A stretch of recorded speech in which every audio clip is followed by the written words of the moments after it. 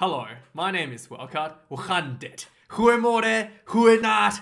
Welcome to my channel. Thank you for following my content. If you would like to buy me an instant coffee, hit the join button down below. Otherwise, let's get on with today's preview. The Old North Wales versus the Springboks 2021 Autumn Internationals. These two teams last played each other in the Rugby World Cup semi-finals, where the Springboks edged out a 3-point win over the Welsh. That was a really tough game for the Welsh. Like, the Wales had to score a try, seemingly try to break into an impenetrable wall to score a try in the second half, trying to catch up with the Springboks, and eventually Handré Pollard's boot proved to be the difference to slot in the final 3-pointer to win the game.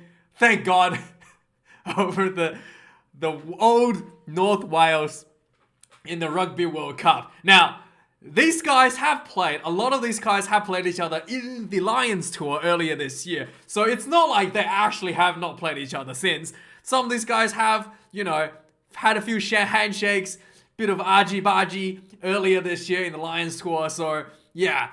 And Wales coming into this game finally is able to pitch their full strength, unlike last week where they're not able to play some of the players who resides, who plays for UK and, not UK, who plays for England, English rugby clubs and French rugby clubs who were not able to play last week. But this week, all of them are back. No excuses this time. This is on. Hopefully Wales play a bit better than last week, I hope. But the Springboks has put on the true and tested squad that has been pretty successful for them this year for the Lions Tour. And they had a little bit of a low against the mighty Wallabies earlier in the Rugby Championship. But other than that, pretty darn solid squad up against the Welsh. Going into this game, biggest news coming out of the Springbok camp, the new Springbok jersey that they were supposed to be wearing for the Autumn Internationals got too much negative feedback on social media when it was announced, I think 2 weeks ago. They're not going to be wearing it, thank God, because it looks horrendous. So yeah, the Springbok jersey that is apparently not green is not going to be worn for this game. So to everyone's disappointment, the Springboks won't look ugly as hell coming into this game. So they're going to look like, your good old Springbok team that everybody remembers. So going into this game, Wales were the Grand Slam champions from 2021 in Six Nations. They only lost one game in the final match against France, where not Grand Slam champions, sorry, they were Six Nation champions. They missed out the Grand Slam against in the last game against French, where literally they lost the game in the final minute of the match. So yeah, very disappointing for the Welsh to not able to get that Grand Slam. But overall, pretty good performance for Wales from coming into this match. And then also, obviously, the Welsh has quite a bit of injury issues. So not able to select, still not able to select. I guess that's one of the excuses. Their full strength team against the Springboks. So we shall see. They got absolutely flogged by New Zealand. And the Wales B team lost Argentina in July. Whilst the Springboks had a fair bit of lull in the Rugby Championship, where they ran into the mighty Australians and lost 2 games in a row to the Wallabies. I do not know how that happened. Maybe it's the home ground advantage. Some of you guys think it's because it's a hot weather. Maybe. But whatever the Australian did, maybe we'll put something in the burgers. But, I was glad that Australia would win that one. Anyway, let's not talk about Australia. This is about the Springboks. The Springboks went on to lose the 100th test match to New Zealand, but coming out a really clean win not clean, very close win against the All Blacks in the second test, handing the All Blacks their only loss so far this year in 2021. So very impressive stuff from Welsh.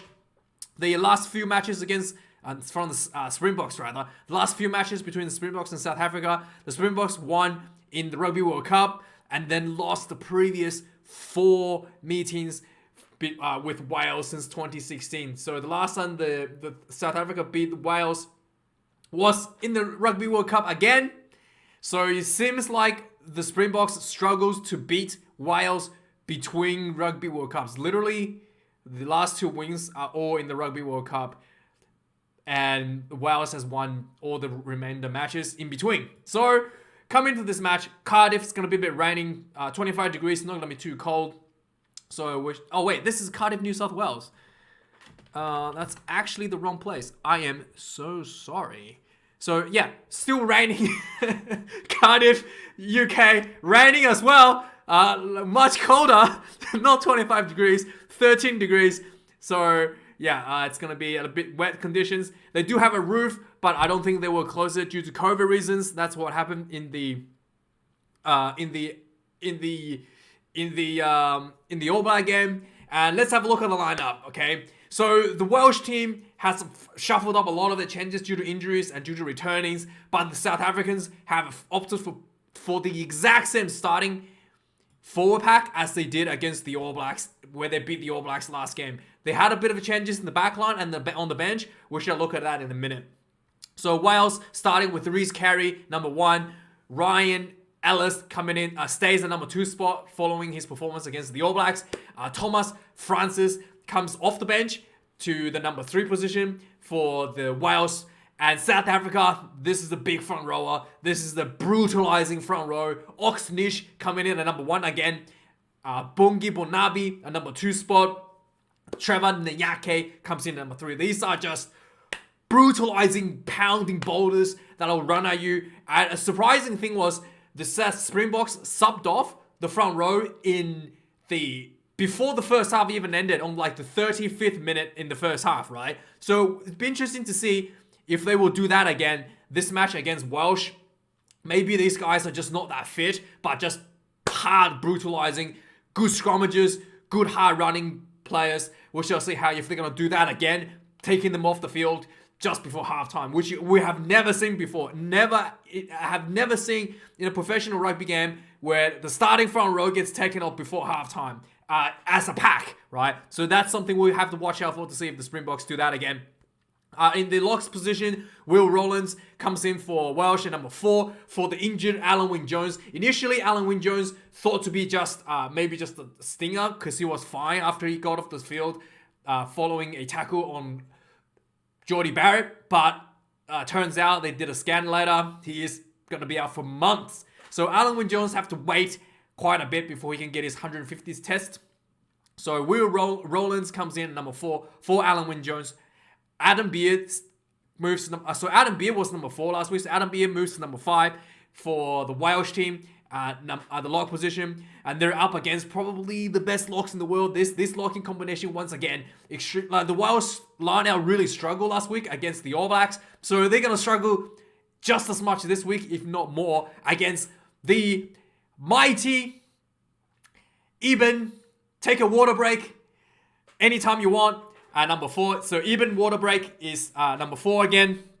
Lou Diega stays at number 5 position. So with Rassie Erasmus back in the team, he's not going to be running water to Eben's disappointment. So yeah, the locking combination, probably the best in the world. Arguably, maybe, yeah, I would say maybe slightly better than the All Black locking competition, because Eben really did put a lot of pressure against the All Black lineouts and really messed up the All Blacks lineouts quite a bit. So yeah, this is going to be a really tough matchup for the Welsh team in this game. So yeah, it doesn't look good for Wales, especially without Alan Wynne-Jones. At number 6 spot, Ellis Jenkins for the Welsh team coming in at the blindside flanker.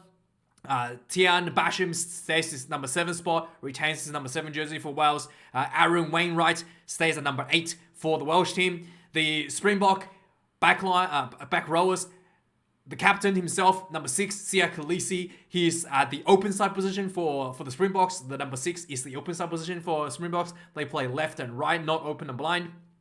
Quagga Smith at number 7, the blindside flanker. He has done really, really well to actually getting himself into the number 7's position. He's proven to be quite a workhorse on the field. So really, really high work rate around the field.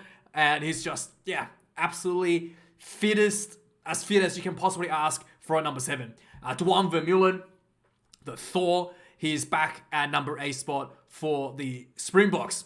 Now, the backline, the few changes for the Springbok team against the All Blacks, and also a few changes for the Welsh team for the better against the All Blacks as well, ironically. So, Tomo Williams stays at number 9, and Dan Biggar comes back in at number 10. So, Biggar is being selected for number 10 for Wales, and let's see what difference will he make against the Springboks. Herschel Yangshies comes in at number 9 instead of what's his name? Faf de Klerk. So Faf might be injured. Not too sure what's happening with Faf. He's not on the bench either. So let me know if you've heard anything about Faf. Is he injured again, or they're just resting him? This is pretty much a full lineup for the Springboks. I think Faf must be injured. There's no reason for them to not play him, if considering they're playing pretty much everybody else. That is the core starting lineup. So, interesting. Let me know what's happening with Faf. Handré Pollard stays at number 10 spot for the Springboks. Really, this game potentially comes down to the difference between kicking between the two 10s. If Handré Pollard missed a bunch of his kicks in the second half, Wales could potentially pull out an upset here. So, At number 11 position, Josh Adams, one of the better performers, I thought, for the British and Irish Lions, stays 11th jersey. Makazolo Mapimpies comes in at 11 for the Springboks. Nick Tompkins and Jonathan Davies, the centre combination for the Welsh team. Jonathan Davies, the veteran for Wales. Nick Tompkins, only 10 caps for Wales at inside centre. And they're up against probably the, I wouldn't say the most experienced, but this is the World Cup winning centre combination for the Springboks. Damien de Allende, number 12. Lukamyo at number 13. De Allende is really starting to open up his game quite a bit more. The kicking game from the Springboks has been criticized a lot, where they're just completely cutting out their own backline and not using them and just opting for kicks. So Damien de Allende was able to get the ball a lot more against the All Blacks in the final test match and was able to break the line quite a bit. So de Allende, the mutant, he is quite good. If you give him the ball, guys, just pass him the ball. Anyway, Lukamyo at number 13, quite good outside center position as well. Also scoring, I think, a try for the Springboks when he actually had an opportunity to run the ball instead of just kicking it away. So that's basically the most underutilized center combination in the world right there. So number 14, Louis Rees-Zammit comes in for Wales, a youngster that kind of just break into the scene for Wales. He's the babyface try-scoring machine. Scored quite a few tries for Wales in the Six Nations, and very, very, very good individual performer for the Welsh team.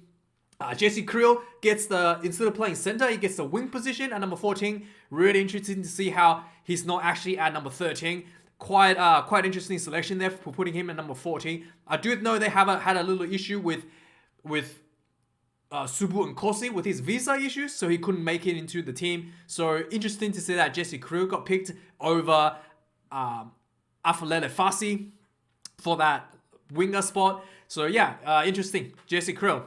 And number 15, Johnny McNichol stays at fullback for the Welsh. He's going to have a tough day today. This will be the biggest test for his career. He's up against the kicking kings, highball kings in the international rugby of the All Blacks. And he's up against Damien Valemsi, who is one of the best chasers with those high balls as well. So Damien Valemsi has been really, really good for the Springboks, coming off the bench, being able to chase those high balls, getting those turnovers at a very, very high rate. So, Johnny McNichol, I hope you have a nice game. Enjoy. So in the substitutes, this is where the Springboks probably outguns the Wales a little bit, especially in the fullback. So 2 potential debutants. So Bradley Roberts, he was a ex-Springbok, ex-South African, debuting for the Springboks. at the hooker position, yeah, you're going to have a tough day, mate. You're going to have a tough day, especially the Welsh lineout, missing Alan Wynne-Jones, already going to be struggling, so you are going to have a really, really, really bad debut for this fella. Wynne-Jones gets moved to the bench, maybe trying to stabilize the scrum a little bit at number 17 spot. And Will Griffith-Jones is at number 18 position. So as far as I know, he has been named in the Welsh squad once before, but he never actually ran onto the field. So technically he's debuting as well in this match. So yeah, and they're up against basically the veterans, the World Cup winning combinations of Malcolm Marx at number 16, Stephen Kitop at number 17, and Vincent Koch at number 18. Be interesting to see if the Springboks going to bring on these three guys, these three finishing brutalizers before halftime. So we'll just see if that strategy continues. So at number 19 spot, Ben Carter for the Welsh team comes in at number 19. Seb Davies stays at number 20 spot for the Welsh team, whilst the Springboks have number 19, Franco Mostert, and Jasper Visa comes in number 20, who is extremely good after being selected earlier this year for the Springboks. At number 21, Gareth Davies, one of the more impactful players for the Welsh team. Wasn't that great against the All Blacks last week, but maybe because it was just against the All Blacks. We shall see how he goes. He's up against Cobus Reinach at number 21. Interesting to see that Reinach didn't get the starting spot over Yangshi's. So yeah, Herschel Yangshi's. So yeah, we'll be seeing. Yeah, so it's interesting because normally Cobus Reinach is preferred to be the starting and Yangshi's preferred to be as a finisher. We shall see how that goes. So at number 22, Gareth Anscombe comes in for potentially for bigger later in the second half. Anscombe had a horrendous return to international rugby last week. He has been out since 2019, and yeah, his return pretty much the first time he touched the ball through a cutout pass and then got intercepted by Beauden Barrett. So yeah, bonus intercept try Beauden Barrett.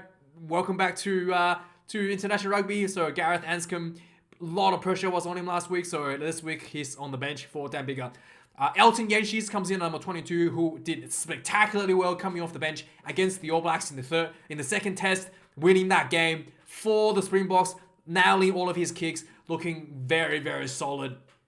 At number 23 for Wales, coming in as Liam Williams, probably the best player in the Welsh team, in my opinion, especially for the back, maybe, at least for the backs, maybe Alan Wynne-Jones best in the forwards, but in the backs, Liam Williams, probably the most consistent, the best players for the backs, but Liam Williams has been dropping a little bit in recent times. His tackling, his defense has been a little bit off. And he's up against my boy, Francois Steyn. Apparently, I've been pronouncing his name wrong all this time. I've been calling him Stein.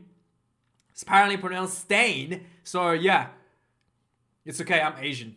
Okay, it's fine. It's just the Asian accent. Okay, Francois Steyn, my hero, and he's back at number 23. His performance against the All Blacks in the final, in the second test was absolutely spectacular. He came onto the field just before halftime as well, and just made huge impact throughout the game, getting that 50-22 kicks in, getting a spectacular kicking game, dominant tackles, got a bit hard done by a couple penalties, but very, very, very, very good. And I thought he probably deserved a starting spot here. But yeah, I mean, maybe Jacko Johan wants him to be the finisher again to make that big difference in the second half. We shall see. Because Valencia normally is the finisher for the Springboks, but I think maybe Valencia will come off before halftime, likely Francois Steyn will go on before the halftime, the clock strikes halftime. So yeah, we shall see how that goes. Very, very keen to see more of Francois Steyn for some of his performance. And yeah, so Willie Leroux is not selected, and he had a pretty shocking game against the All Blacks. So maybe that's why. So interesting selection, and also big deal. No bomb squad for the Springboks this time. Only 3 backs, 5 forwards. So nothing too crazy here.